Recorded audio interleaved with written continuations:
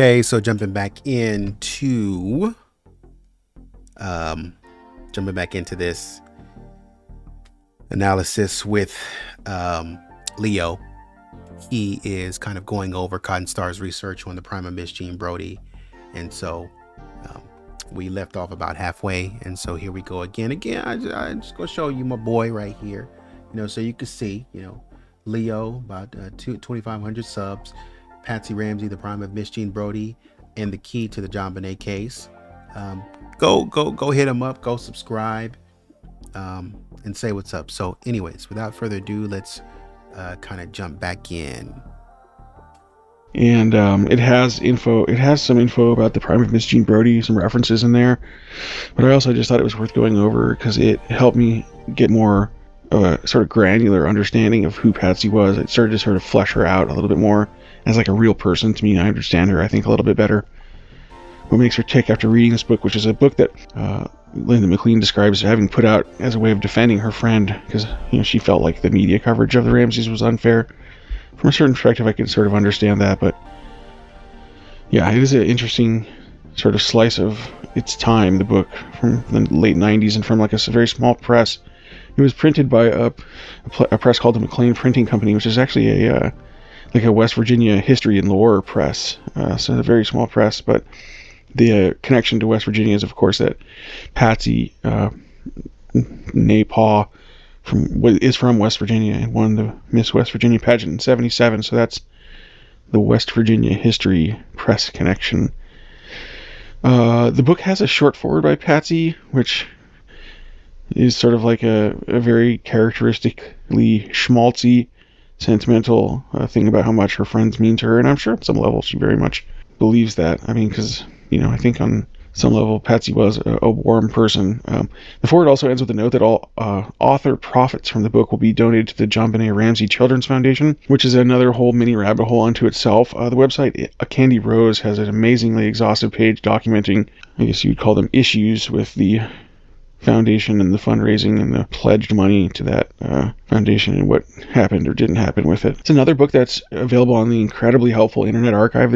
I love the Internet Archive. I mean, there's so many great things on there. I always go and check there first before I buy another used book. I have so many books that if I can avoid buying one and just be able to borrow one from the Internet Archive, that is great. And this is another one that's available for free. Again, all the links in the description. So if you want to check out any of these books for free from the Internet Archive, I linked the actual versions that I reviewed. So in the introduction of this, it's sort of interesting from almost like if you're doing like a sociological view of this case, because it presents kind of like the typical apologist view of like a Ramsey insider circa late 90s, where they sort of are unironically referred to as a good Christian family who wasn't capable of murdering their daughter. This is exactly like the same sort of thinking that made it so that Lou Smith and the whole intruder hypothesis was built on. It was basically like this abiding belief that good Christian people weren't capable of murdering their daughter. I think anybody who's familiar with statistics knows that's not how things work. I think the other thing that's become clear, I think, more and more to the average person in the intervening close to 30 years between now and the mid-90s when this first happened, is that we all contain multitudes. We're all capable of great anger and great kindness. I mean, I guess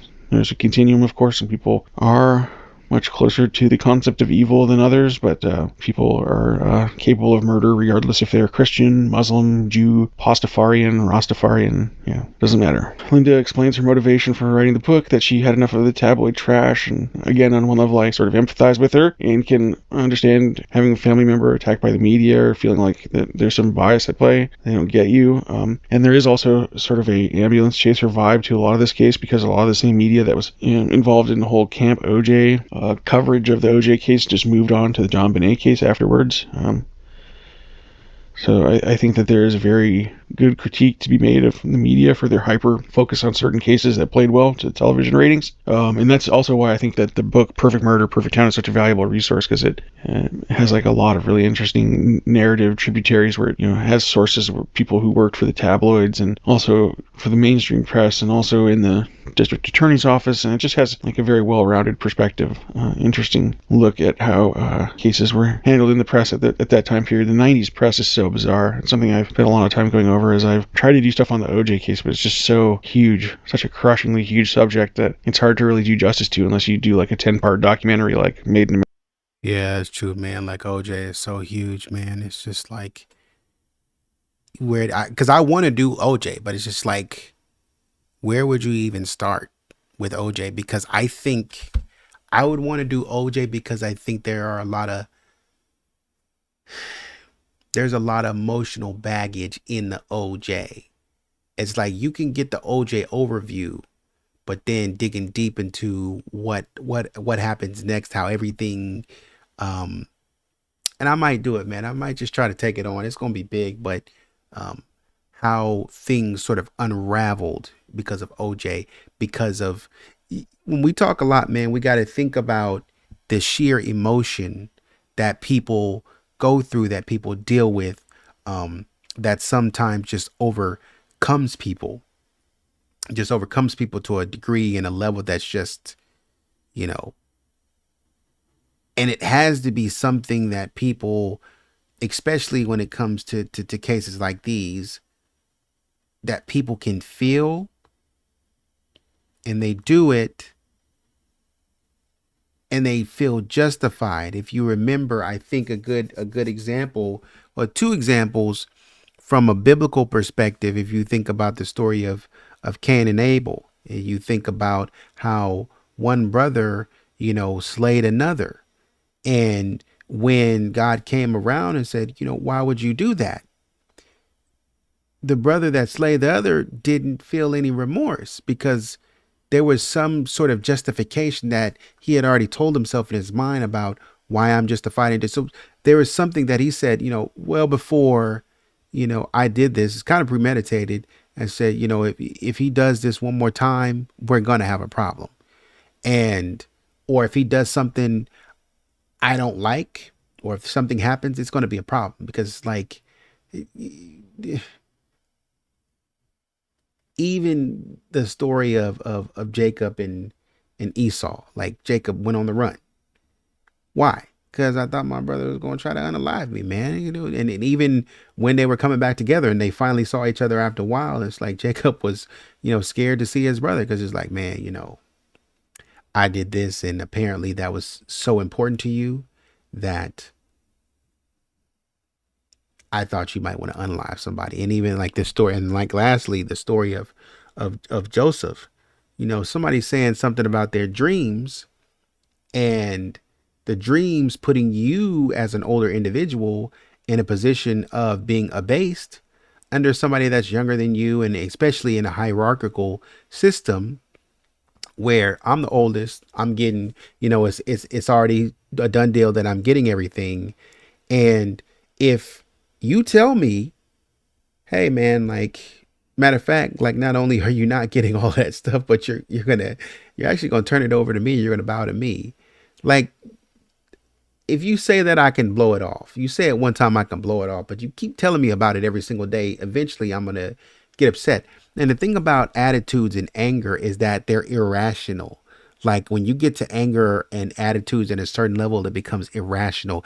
It becomes irrational because I can't say I don't have a real legitimate logical reason why I'm mad at you. Or if I told somebody, man, he keeps telling me about his dreams, man, I don't want to hear that. I'm sick of that.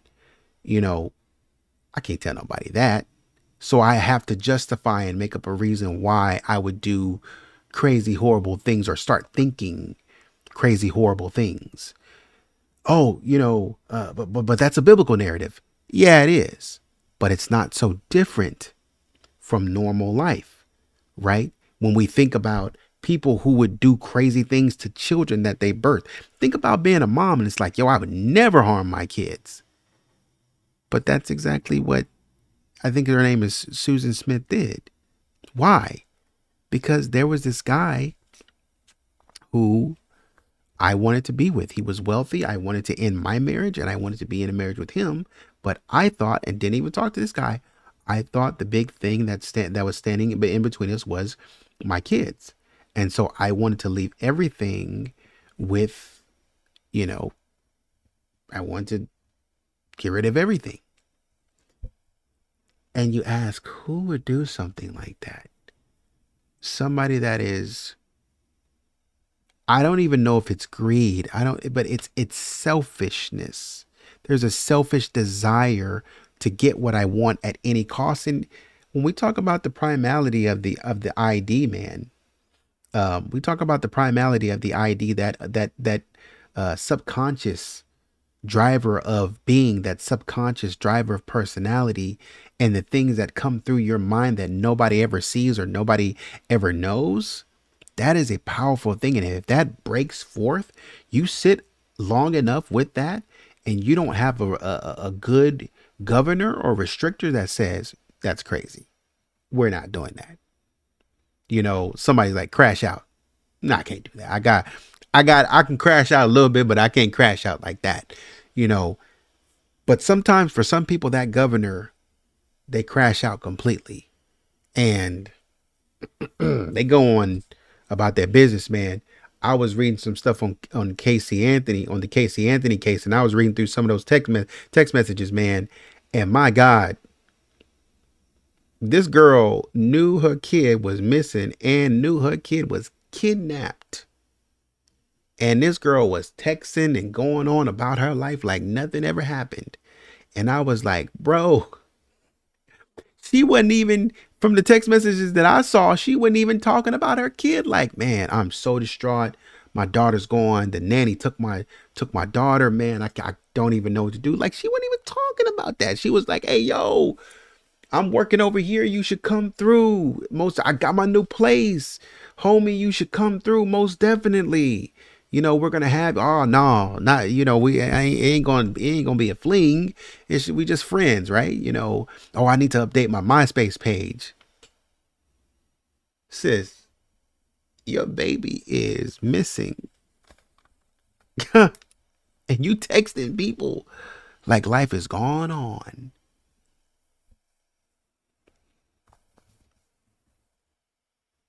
But that's how people are, and that's how people, I should say, that's how people can be. They can push right past and say, man, my daughter's gone, but I got to live my life. Or, this person is standing in the way, and it becomes very fast. It's like very fast. It's a quick action. It's very knee-jerk reaction sometimes. But it's knee-jerk reaction in the moment. But there's ways that you can set yourself up, and you can premeditate it. By building certain things and saying, because you're thinking it. And so I'm just going to go ahead and create this. And just set it to the side. I'm not creating it for anybody. I'm just going to create this and set it to the side. So the next time somebody makes you mad, oh, you know what I got? I just made that thing and I'm going to go get it. And you go, and all of a sudden, something that wasn't really meant, what you might tell me is something that wasn't really meant to hurt somebody, all of a sudden it's used as a weapon now. So that's what we have to consider. America, like Ezra Edelman did a few years back. I think you could make a similar documentary about the JonBenét case. I don't know, I'm not saying that it would be, I think that they probably have a lot different things to say than the OJ case, but it's just an interesting subject that deserves a very deep and introspective treatment, I think, and not something so exploitative as like a Geraldo type treatment, or like a made for TV movie or something like that, which was also something that ended up getting made. The Perfect Murder Perfect Town book was adapted into a TV movie. So as much as I can see like the warmth between the Ramseys and their friends, I can also see like the sleazy manipulations and the greasiness of the Ramseys enlisting friends like Linda McLean to launder their image, when I'm convinced that they are responsible in one way or another for the death of their own daughter. So I'm sure that they have their own justifications. But this is one of the reasons why I wanted to delve deeply into Linda McLean's book, to try to learn more about Patsy and why people defend her despite there being a lot of reasons to be suspect. So anyway, I think this whole exercise, if nothing else, gave me a greater a few extra layers into the mosaic of this case, just to get a better full resolution picture of what's going on. The other thing that was really interesting reading Linda's account is that Linda and Patsy connected because they had a shared sense of loss. Linda had a husband, Jim, who had just died of cancer, and of course Patsy had just recovered from cancer. So like the first and strongest impression that I got from Patsy from reading the book is that the first few chapters on her early years is that she was a leader and very outgoing. Seemed like a classic extrovert and somebody who seemed to fit very well with the societal expectations of her. She was a cheerleader and a beauty queen, and In the book, Patsy's cousin Debbie relates a lot of really interesting memories because they're contemporaries of each other. They were born within a couple months of each other, Patsy and Debbie. So they grew up and went to a lot of family events. And so Debbie and Patsy are both teenagers in the 70s, having a lot of very similar experience, having like a typical baby boomer upbringing in a somewhat more rural setting like West Virginia. And so, and Debbie describes how they both graduated from Parkersburg High School in 1975, and both of them also attended West Virginia University. They went into different sororities, and Patsy majored in journalism. So that's another thing that I think gives us like another granule of detail about who Patsy was. I mean, she's somebody that was very familiar with words. Words were in a lot of ways her stock and trade. I mean, she was a skilled writer, a skilled dramatist, a skilled actor. And Patsy's nickname to her early friends was Peepaw.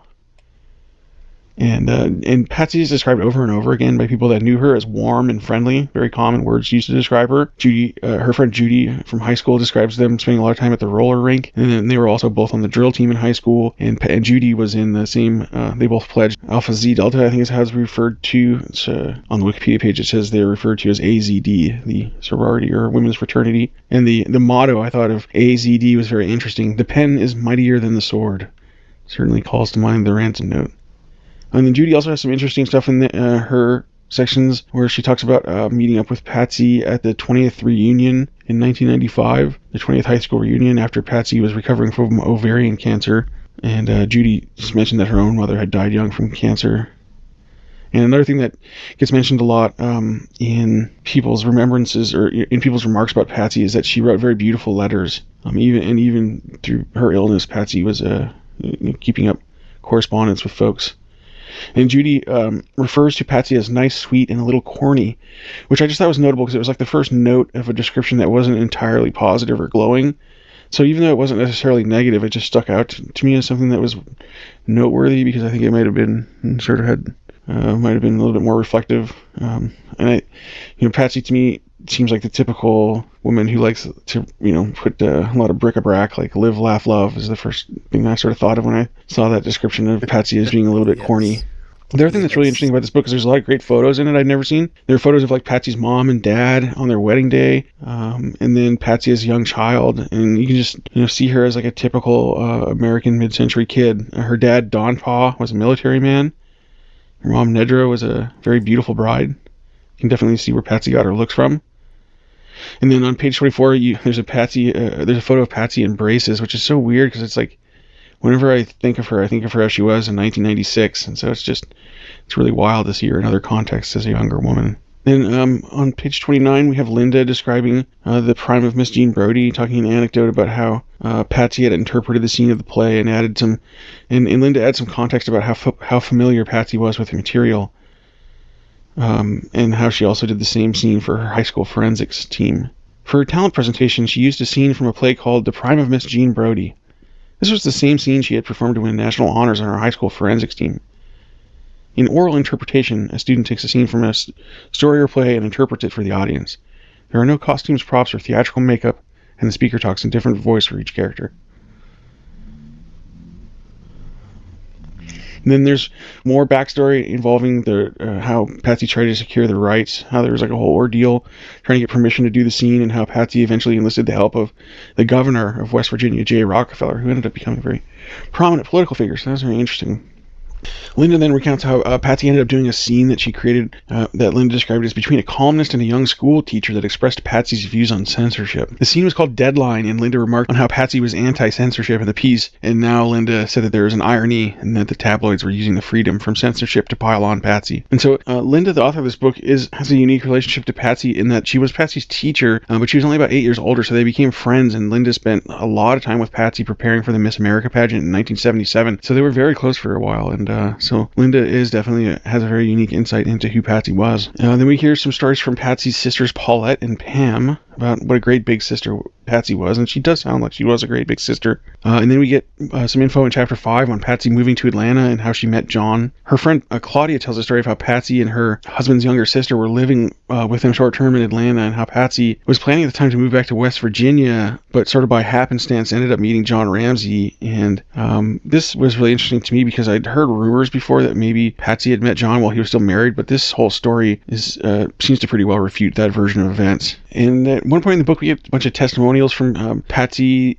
from people Patsy knew when she was getting cancer treatment. And this part of the book is kind of a little bit saccharine sweet for me, because there's a whole religious or redemption angle here, and it's sort of just stories about like oncology nurses telling Patsy how much they do what they do because of people like her, just things like that are just a little over the top. And as an aside, as I was reading up about John's affair and trying to figure out the timeline of when he met Patsy, there's a really interesting anecdote. There's a really interesting page on the A Candy Rose site about a woman that John had an affair with that ended his first marriage, or that was at the end of his first marriage. The woman's name was apparently Gloria Williams, which may be a pseudonym, it's not clear. But the whole saga of John's romance with this Gloria Williams woman, who was his secretary, is very revealing if you sort of parse the details and think about them a little bit, and not just sort of accept the exact context that the stories that Patsy and John are telling, because they are different versions in a way, because John at one point describes Gloria as having sort of like a fatal attraction deal with him, but then I think John realizes that he's sort of overplayed his hand or outed himself.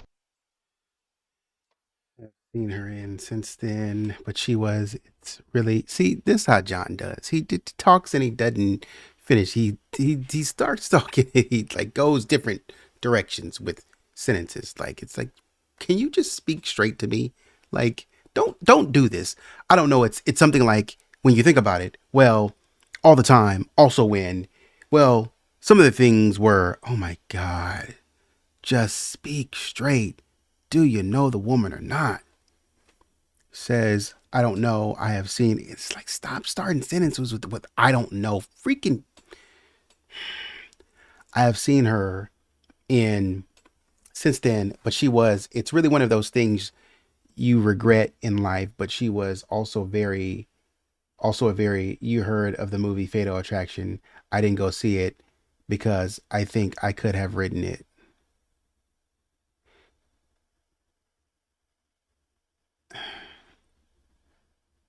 And this is what I'm talking about when I say nerd, this is what I'm talking about. Mixing up words, no disrespect to nerds.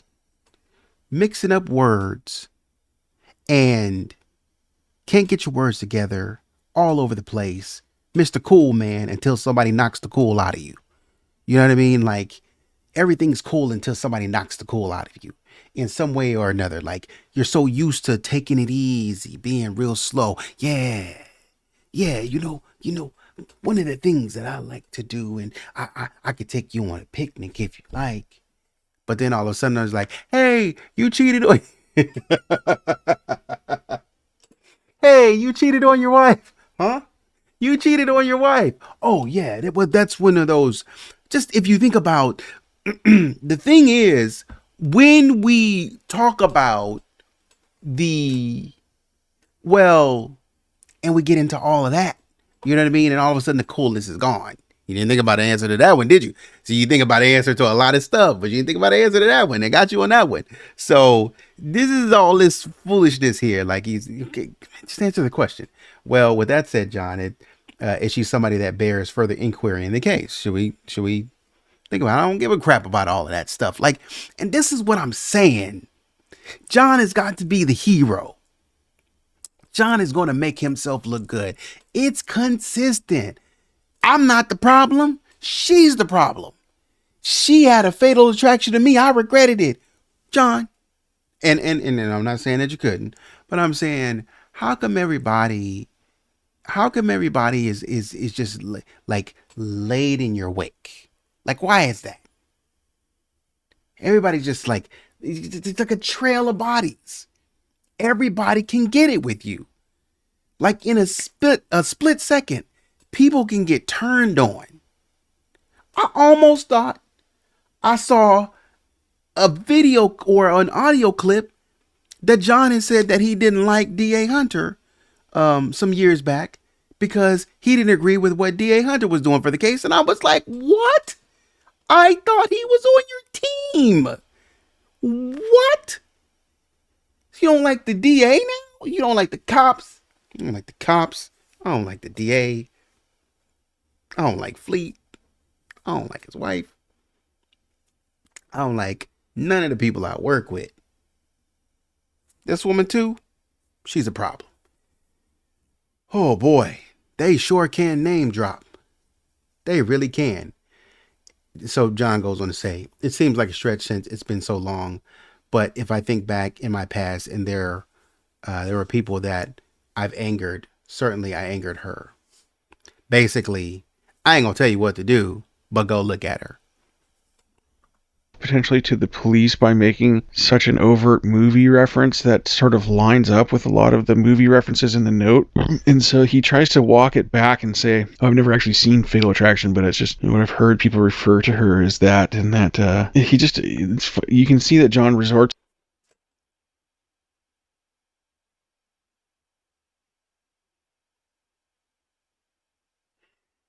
You haven't seen Fatal Attraction, John?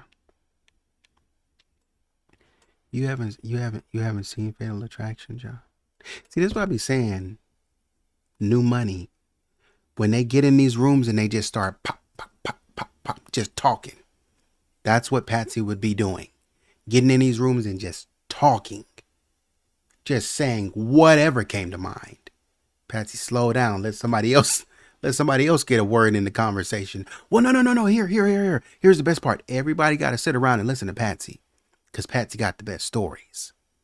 John's the same way. Oh, no. I'm because this is what high class life is to us. I'm a big businessman now. I'm a CEO, so y'all got to listen to me. Y'all got to listen. I could tell the best stories because I've I've trained myself to tell the best stories. And so you get to talking, and that's what happens when you get to talking too much. You start talking about whatever. And then you say something like, yeah, there's a kind of, you get it. You get it. Fatal Attraction kind of deal. You know what I'm saying. I've actually never seen Fatal Attraction. Nobody made you bring that up. So what were you really thinking about this woman? How long have you really seen this? What I'm saying. You can't just say, well, I'm not proud of, stepping out on a marriage like that, if that's what you're asking. I think that the hatchet between, I think we kind of left off on this note, and I think that I don't think she's anyone to worry about. I haven't seen her in years. I mean, gosh, that she wouldn't even know that I have a family, I don't think. So I don't think she'd be anybody of interest. You know, you're certainly welcome to check her out, but yeah, she didn't even know what's going on here, man. I saw her back in Michigan, man. I haven't seen her since then. Why can't you say something like that? You gotta travel all around the mulberry bush, to tell me, like, well, honestly, there's this girl who was jealous of me. We go back. Of course, we did the thing, and of course, it was so good that just couldn't leave me alone. So I had to break that off. I wasn't too proud of myself, so I gotta let you know that I wasn't. I was so. And this is when we were reading the book, when we were talking about John, and John would go into um sort of self-deprecation, and he would be like, "Well, I'm the worst of the worst, but I want to do more. I want to do better. I'm terrible. Should have never done this, but I could do it. I could make it happen." This is what we get when we get with John. Like, it's all this. To like the passive voice where he doesn't want to give himself any agency. It's like he was helpless over this woman basically stalking him to use him for Yes. something. I don't know. It's like John is just sort of really weird about accepting his own responsibility in this. But in one version of the story, John says that Patsy basically shooed this Gloria woman off in a version of the story where it's like almost like a screwball romance scene where this Gloria stalker woman, as John refers to her, comes to his apartment and Patsy's there, and she basically tells her to beat it. And then another version of the affair where when John first meets Lou Smit, he writes a letter to him shortly after the men get to know each other, where John reveals this affair as the great ethical lapse of his life. And so I think this was the gist that I took away from this, is that John wanted to make Lou Smit think he was this good Christian man, and he was putting all of his baggage on Front Street by sort of confessing this one peccadillo to him. Where I just think that Lou Smit, because he was such a deep baggage on Front Street.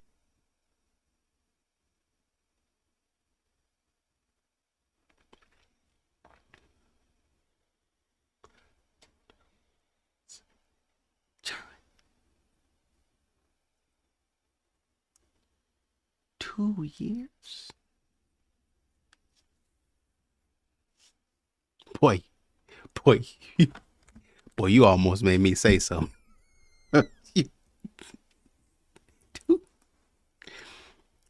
Bro, 2 years?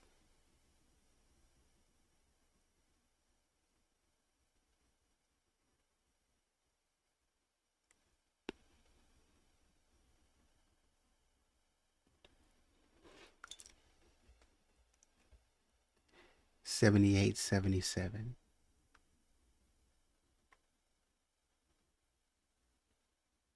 That's why they were done. I was like, it seemed like everything was falling apart. When I did my John yearbook video, it was like, man, it just seems like they were like, I'm done. That's it. We're going our separate ways. And it just like collapsed.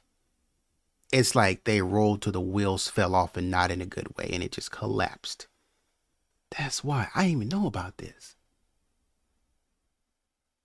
Bruh.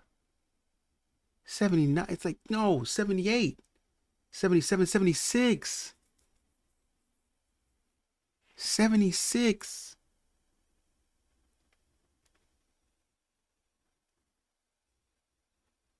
Yo, Patsy was still in college when you were doing this. 76. If it happened at the end of the marriage and caused it to end. 2 years, my guy.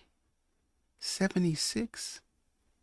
So that means 10 years into the marriage, like we said, in 66 she went into, so you met, so you graduated college at 66 and went to the Navy. You and Cindy got married. Everything was good. And I think in 67, something odd like that, you had Beth. And maybe 3 years later you had because John Andrew was 3 in 1979. He was 3 in like 1979 or something like that. So he was born in like 76. And so when that last one was born, so if you had one in like 67, almost 68, 69, 70, 71, and then you had one in 71. And I know I went over these dates. I have them somewhere. I can't remember them. But if you had one in 71 and you wait a little time, because there was a little bit of a gap between Melinda and John Andrew, I think. And then you got 71 and then 72, 73, 74, 75, 76, you got 5 years, something out like that. And you had John Andrew in like 76. Yo, you started the affair like pretty close to when you had John Andrew is when you did that. And then you blamed it on her. Like she was the problem. Like she kept you, like, maybe she was crazy. I don't know, man. But, I couldn't get out. She was extremely aggressive.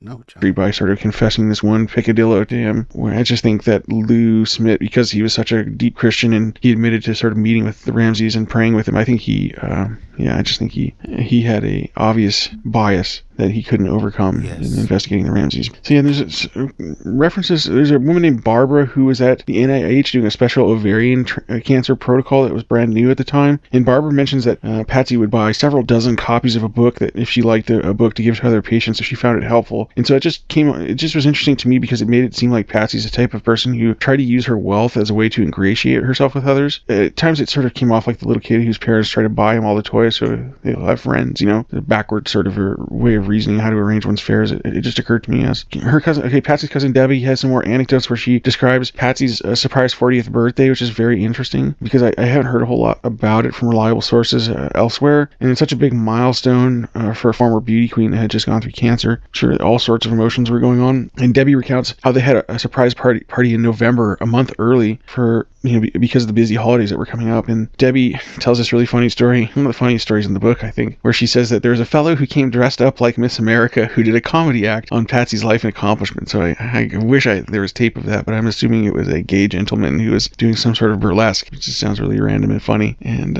yeah, I'm sure that was a scene to behold. And the other thing that's interesting is Debbie talks about how JonBenét and Patsy were going to New York City for their trip soon after Patsy's birthday, and so they kind of had like a slumber party right before that, which was Debbie described as uplifting because Patsy had finally been cancer-free. You also notice how everybody's sort of on message about how the kids were well-behaved and nice, and Patsy is warm, and people have almost nothing but uniformly nice things to say, so it's in a couple instances where anything is something other than completely obsequiously complimentary. It definitely stood out to me, and so Debbie admits. What about Burke? What about Burke? Who is he going on a trip with? Who is he selling? What after party is he going to? Slumber party with his mom? Probably don't want to hang out with his mom. I get that. Where's Burke? At one point that Burke and Johnny B, which was the family nickname for JonBenét, weren't perfect, and she mentions that Burke would sometimes get. What's Burke's nickname? What's he affectionately known as? What is it? Somebody quickly. Anybody shout it out to me. What is it? I don't know it. I know Johnny B though. Get aggravated, which is the word she used, when JonBenét would get in front of the TV and pester him. So I thought that was very interesting that she was candid enough to mention that. And then Debbie also says something about how JonBenét wasn't. JonBenét will what? Get in front of the TV and pester. You're a thorn in my side. You won't leave me alone when I go to play with my friends. Follow me downstairs as I'm going to look at the Christmas presents. Sleeping in my bed. I gotta take care of you. Sleeping in my room. I gotta wake you up for Christmas. Oh, man. You want what I got? Want to play Nintendo? Want to take my shine? Taking my parents and my attention? Huh. What do you want from me, JonBenét? You're pestering me. Spoiled, which I take it as code to mean that she was, but then she also sort of acknowledged that JonBenét sort of really was spoiled in the sense that she basically got to do whatever she wanted. And then, so around page 103, we have the testimony of Susan Stine, which is, again, really interesting because Doug and Sue Stine are fascinating and under-discussed, in my view, part of this case. I had just been sort of talking with other people on the JonBenét Ramsey subreddit about how the Stines' participation in this case is odd when considered as a whole because they were supposed to be like the last stop that the Ramseys made on the night of the murder. But I believe, I think that there's actually Cotton Star video that gets into all of this. That's definitely worth, I will link in the description, where they're supposed to be making one more stop before returning home. And then we get all the weirdness about how the story changed about whether or not the kids were awake, whether or not Burke and JonBenét were awake when the family returned home that before the murder. And then there's a couple changes in story about what exactly transpired after they got home, whether or not JonBenét went straight to bed or if they did stories or open presents or what. There's a few different things going on, different versions. And then in a thread, somebody pointed out that the Stines weren't among the families that were called the next morning for moral support. So this was even more odd because the Stines lived very close by. So it just seems like a very huge incongruency because the Ramseys called all sorts of people over to their house, but not their very close neighbors, the Stines, who were one of the last stops that they had seen the night before the murder. It's just very weird. See, I thought the Stines were there. I thought the Stines were called. Okay, so it looks like they called the Fernies first. And then I don't know, maybe like Fleet White or something like that next. But okay. More odd because the Stines live very close by. So it just seems like a very huge incongruency because the Ramseys called all sorts of people over to their house, but not their very close neighbors, the Stines, who were one of the last stops that they had seen the night before. Incongruency indeed. Because you just dropped off a present to them. But it seems like as I'm sort of bringing everything together, it seems like the Steins were cool, but they weren't really up on the totem pole. Like with the Ramseys, it seems like there's a hierarchy, and you got to move up that hierarchy in order to be considered for things. Somebody has to drop down. They have their favorites, right? Apparently, Fergie, and then the Whites, and then obviously the father, um, uh, uh,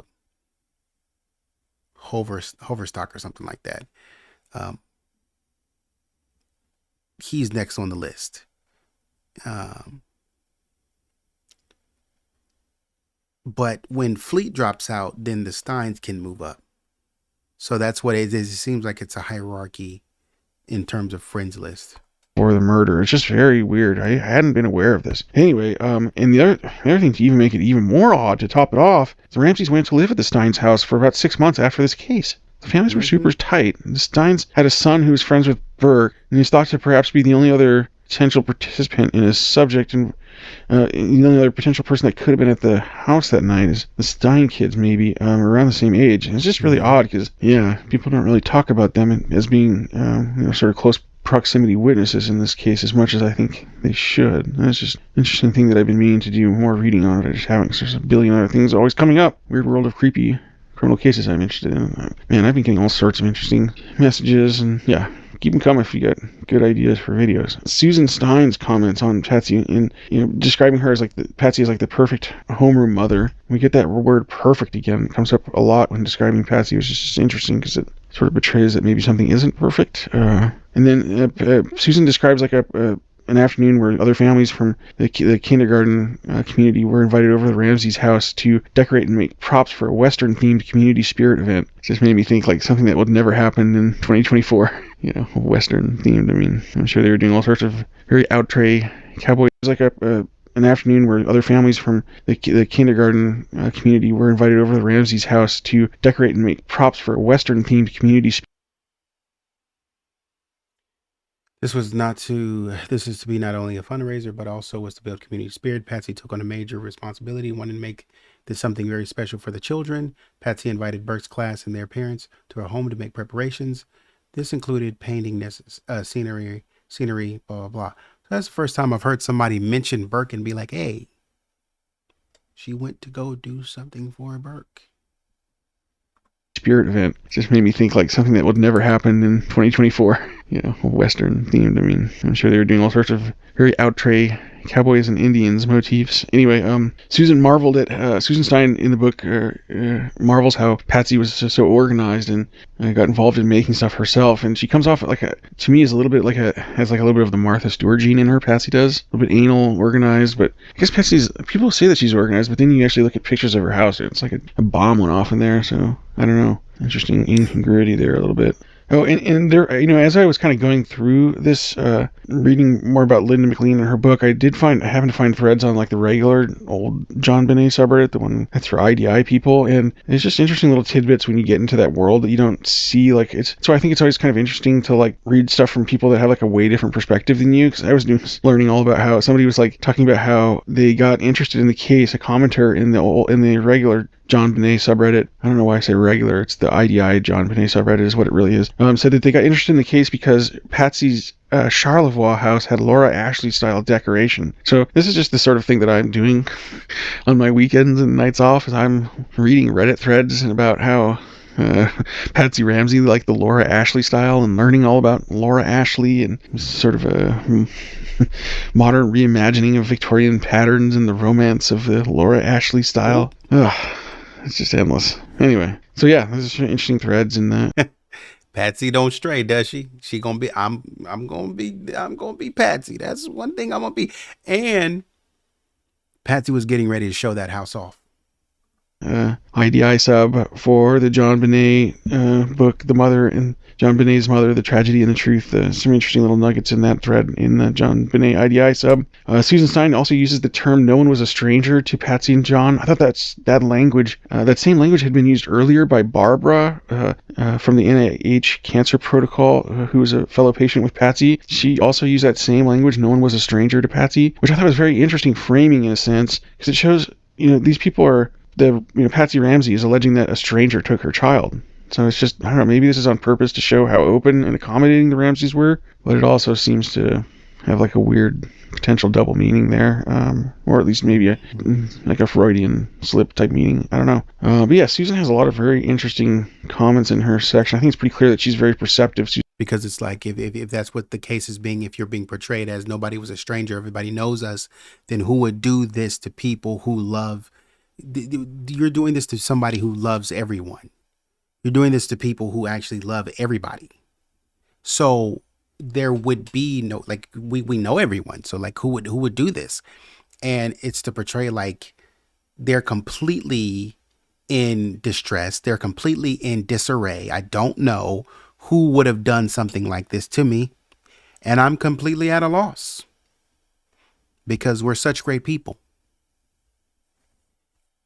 Susan Stine, and her writing here is a lot more focused on Patsy and her personality traits rather than Patsy with other people, which is a lot of the other material in the book. I'd say most of the other material in the book is about Patsy and her interactions and relationships with other people, but the Susan Stine section I think is uniquely focused, and I think Susan's a sharper than the average bear in this book, in that she talks more about Patsy and how she found Patsy, that Patsy wasn't outwardly vain, especially after chemo. So that was an interesting observation from Susan. And then to close out Susan's section, she has an interesting little passage about how Susan said she was able to have a conversation with Patsy in depth about her cancer treatment. And Susan and Patsy talked about the many other women that had been in the NIH protocol study who had already died within a few years. So the NIH thing would have been in the fall of 93, and the murder was at the end of 96. So it had just been over 3 years by the time of the murder. And I tried to do like a little bit of digging, again, can you believe that I spend my weekends on like the National Cancer Institute website looking for like a 1993 NIH study that Patsy Ramsey may or may not have been involved in? But I did find out that they had just approved a drug called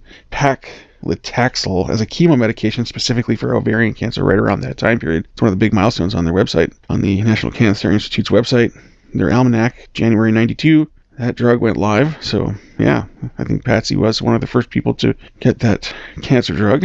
And she had a very good outcome compared to, I'm sure, most of her cohort, because she lived quite a while when the survival rate's probably not that great for 5 years. And she did well better than 5 years. She made it to, I think, around 10 years after the murder or so. So anyway, yeah, I really feel sad in a lot of ways. It just goes to show you how devastating cancer can be. I think that was one of the main triggers in a lot of ways for this case. I mean, I don't, without really knowing exactly what happened, but I think that there's a lot of indications from like the way that the kids were, behaving in some pretty weird ways with, like the stuff like about the stories with like, fecal matter being in the clothes and just some weird acting out that the kids are involved in. I think that, when mom is sick, sometimes it really changes the whole the family dynamic. And so I can imagine that there's a lot of pain caused by everything involved with Patsy's cancer, and yeah, there's just a lot of moving parts with this case, so it never ends. So yeah, around page 108, there's a woman named Linda Mason, who it seems like she lived, or was like maybe, was like a babysitter, or was like some kind of nanny or something like that. But Linda had some pretty interesting things to say that sort of raised my eyebrows about how, when she first heard about the murder, she thought she had stayed near JonBenét's room when she stayed at the Boulder house, and she thought that, she just recalled that Patsy was always the first one up in the morning, and that Patsy always used the spiral staircase to start the coffee. And so she just assumed that whoever did the murder had to know the layout of the house, and I agree. And there's a very telling detail in a pretty otherwise detail void book. It doesn't really get into any sort of spicy speculation about who did the murder. In this one section, Linda Mason does talk about her suspicion that it had to have been somebody that knew the layout. That's what we're talking about. Had to be somebody that knows the layout. Like John said, this is an inside job. So even looking at people other than people that you know, shouldn't be talking about them. Shouldn't even be talking about Gary Oliver. Shouldn't be talking about John Markar. Shouldn't be talking about him. They're automatically ruled out. I don't care who called who. I don't care who shot John. Care nothing about none of that. because we're talking about somebody who knew the layout of the house and knew Patsy would be coming down the spiral staircase. How? Because the first staircase that you come to is just the stairs, like the regular stairs that you see.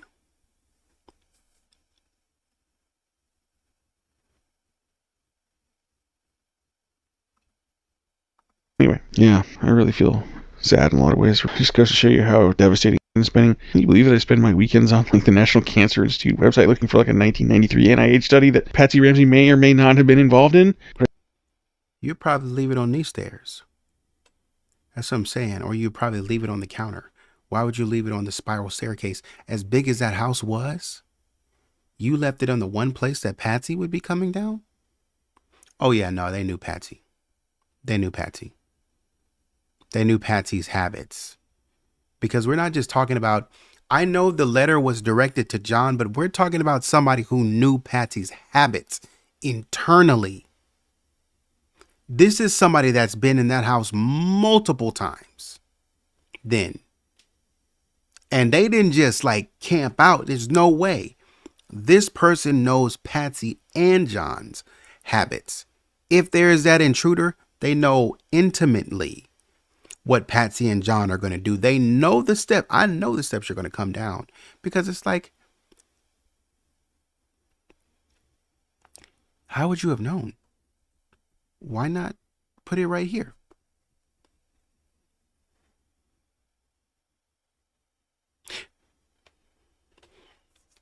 Why not put it on the steps going downstairs to the basement?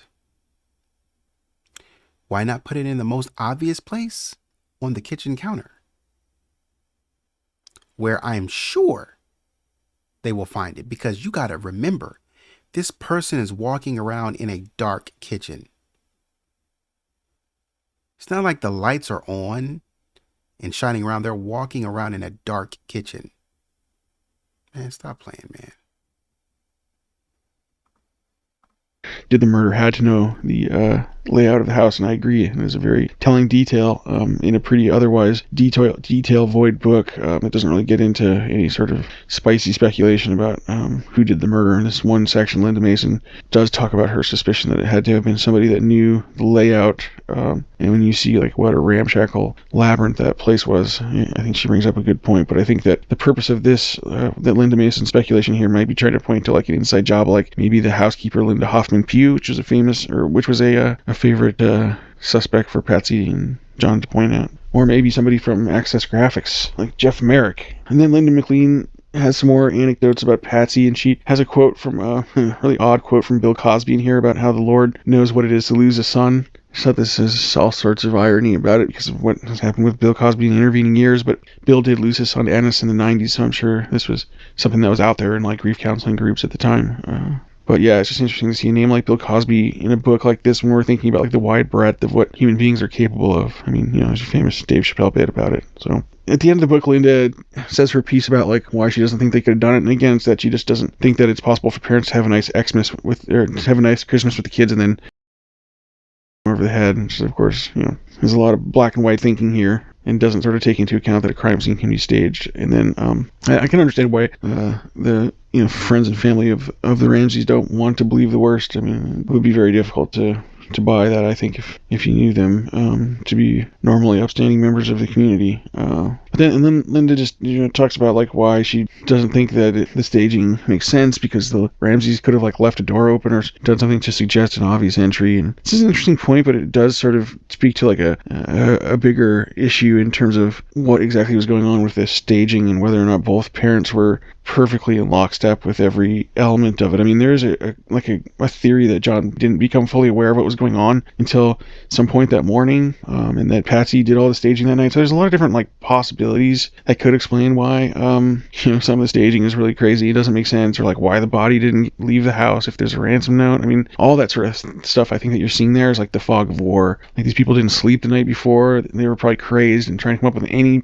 solution so that they wouldn't lose their other child. I mean, there's just a lot of, when you really put yourself in that situation, it starts to, some of this really illogical stuff starts to make more sense when you're like, put it in the context of people going through a weird, crazy, traumatic situation on not a lot of sleep, trying to stage something to the best of their ability when they're very sheltered, rich people that don't really know how a ransom note works, or that's how you end up with this crazy ransom note that has all sorts of fingerprints of the actual author in it. And that's why we see, when we look in our deepest of microscopes, we see the DNA of the prime of Miss Jean Brody and of who Patsy Ramsey / Pa was. So that's what I think that the real value of this type of approach is, this holistic approach where we try to find out more about who Patsy was, what made her tick. And the more that I've done so, the more that I've tried to fill in the full mosaic, the more and more every puzzle piece fits. This woman being the person who wrote. Anyway, that was quite the journey. I'm so thankful that you came with me on the ride. There's so many things for future reading. Like I said, both the book and the movie, The Prime of Miss Jean Brody, if you haven't done so already, check them out. I'm actually off to try to probably go read more of Muriel Sparks stuff, because her reading, her prose is so captivating. If nothing else, I am profoundly grateful that I discovered Muriel Spark from this exercise. Gosh, there's just so much meat on this bone, and I really want to thank Hod and Star for being gracious enough to be fine with me, with being cool with me using his material in a video. And you wouldn't be alone, simply because Patsy thought the same thing. I know that he has made a number of videos on his YouTube channel, and he may make a video on this someday, and I really hope to watch it, because I think he's got some startlingly unique and interesting ideas about this case. Yeah, his YouTube stuff is great. I just wish he made more of it. That's my only complaint. I hope you found this interesting. Like I said, I am really getting into YouTube stuff. I'm having a lot of fun making videos, so if you've enjoyed the video, I hate to ask, but please subscribe. It would really help, and it would spread the videos out there so other people can see them. And yeah, I really want to keep making videos, man. I'm really enjoying it, so I would really appreciate your buying if you want to subscribe and like the video and interact with it. Share it. I'd really appreciate any of that. I really do. It's I'm having a lot of fun, so I hope you're having fun watching, and I would really love to hear any feedback you have, and thanks for stopping by. I want you to like, share, subscribe to this young man. I mean, pretty interesting stuff, good work. Pretty good stuff. So yeah, man, that's the video. Enjoyed kind of reviewing that and seeing some of the tidbits and some of the nuggets that he dropped. And let me know what you think in the comments. If this is kind of newer material, or maybe something that you haven't seen before. Let me know what you think. Like, share, subscribe. And until next video, take it easy.